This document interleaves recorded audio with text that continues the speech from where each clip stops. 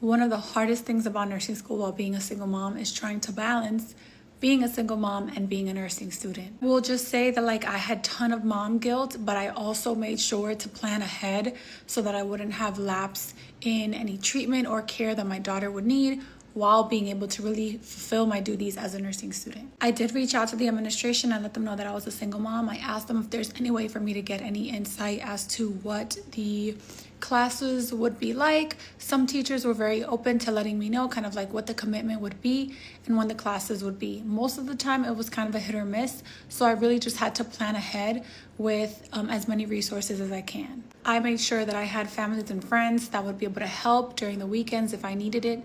I also hired a babysitter that was aware of what her school schedule was, what her after school schedule was, what her additional needs would be. I always informed all of my professors that I was a single mother. My daughter is immunocompromised, and so they understood what some of those exceptions would look like. Of course, I always had documentation, but I made sure to be clear about what that is so that both parties had the right expectation. I also created a schedule based on whatever schedule I had during those semesters with my child. She was 5 at the time, and I sat her down.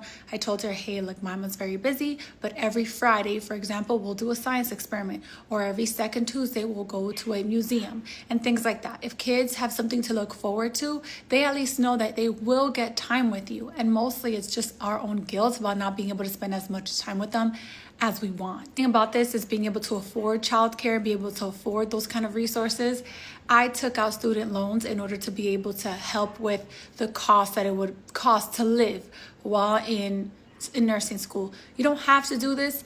I'm very well versed in financial aid and repayment options because I used to work in financial aid. I was a financial aid counselor, so I'm very well versed in what the needs are for loans and things like that.